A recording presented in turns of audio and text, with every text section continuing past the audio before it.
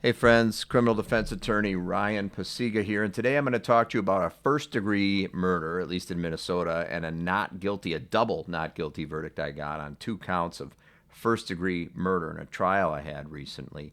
And I'm going to start by informing you about what premeditation means. So, first degree murder is premeditated murder. Okay, it's the most serious murder charge, it's the most serious crime someone can be charged with in Minnesota and across the nation as well. First degree murder.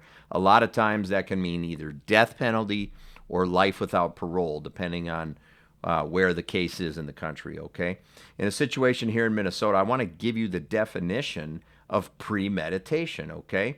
So premeditation means at some point thinking about murdering someone before it happens. That's premeditation, but I'll read you the actual definition about what's given to jurors when they debate or deliberate, or a judge if it's what's called a bench trial, to determine what is premeditation and was there premeditation in a murder case.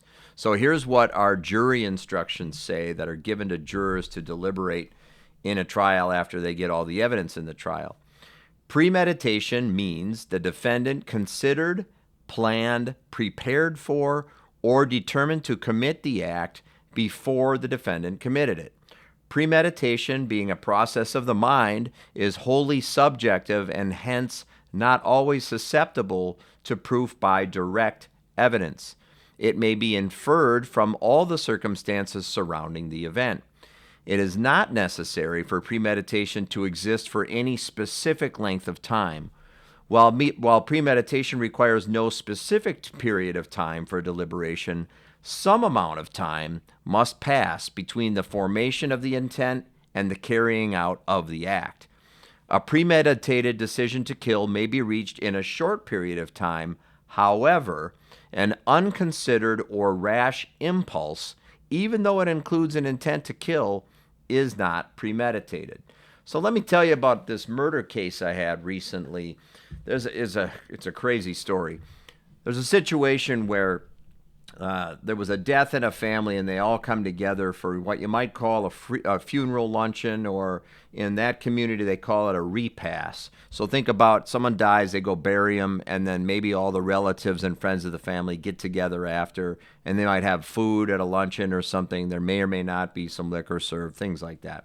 So this family is sort of a divided family, cousins on cousins on cousins, generations, and there's sort of two sides of the family, and they don't always get along. Sometimes they do, sometimes they don't, so things like that. Well, everything's going on inside fine, and then an argument breaks out inside between some people about when it's time to go. Some people don't want to leave when it's time to go, right? So my client, he's got his elderly mother there, and he goes out and he retrieves his vehicle to go pick up his mom so she doesn't have to walk across this huge ice-covered parking lot in Minnesota, right? It's in the winter. And so he's seen on video as he's walking out of this luncheon thing, and he's seen on video moving a gun from the right side of his jacket pocket, taking it out and putting it in the left side of his jacket pocket as he's walking back to get his vehicle, okay? He's not part of the fight that's going on, this argument that's going on inside. So he drives the vehicle up, picks up his elderly mother. Another guy helps the lady out to the car, and she gets in the passenger seat. And around the corner, where my client can't see it, a fight breaks out there, a big argument. And the debate in the case was one of the guys runs out and pulls a gun out, right? My client sees that when he comes around the corner and immediately jumps out of the vehicle, runs up, and is hoping the guy's going to put the gun away, but the testimony differed in the case between whether my client the guy was starting to lift the gun, or whether the guy never really lifted the gun out at all. But my client shot him twice, and it killed him. And at first, he was charged with second-degree intentional murder for that. There's a whole other backside to the case where another guy was killed in the shootout as well. In fact, 5 people got shot. Guns came out everywhere, and it was chaos after that. But interestingly, in the case, he was charged with second-degree intentional murder, which already carried a lot of time to begin with. And he wasn't going to take an offer on that pretty much meant die in prison by the time you'd ever get out. And so because he didn't do that, they decided to go get an indictment and charge him with 2 forms of first-degree murder. It was all the gloves were off. And their theory on the premeditation was that my client, when he took the gun out of his pocket, out of his jacket, as he's walking back to get his car and moved it from one side to the other, must have known that he was going to be using it shortly after that, or why else would he move it from one side of his jacket to the other? And then, of course, when he stops the vehicle and decides to get out of it, run over to the guy and shoot him twice and killed him, that's their premeditation. Either thinking about you're going to do it, why else? Why are you preparing your gun? And then once you stop your vehicle and run over to the guy, there's premeditation because there's thought in it. There's pre-thought to go shoot the guy, right? So that was their idea. And I was thinking, that doesn't seem right because this was more of a reaction, okay? This other guy pulled the gun out on this group of people that are arguing. And my client, in doing so, was defending other people. He wasn't necessarily worried that the guy was going to shoot him, but he was worried that the guy that pulled the gun out was going to shoot the other people, some of whom were his own relatives, my client's relatives in the parking lot. So he wanted to protect them. And his thought was, I got no other shot. It's either, what do you want to do? Wait for the guy to shoot someone and then shoot him back, and then it's too late. Someone else might have died, so I got to go protect him. And it was a defense of others, defense on that. Well, the jury found him not guilty of both counts or both charges of first-degree murder. Premeditated murder and then a premeditated drive-by murder, saying that because he just exited a vehicle in Minnesota, you can get a drive-by shooting or a drive-by murder if not only if you're in a vehicle, but if you've just exited the vehicle.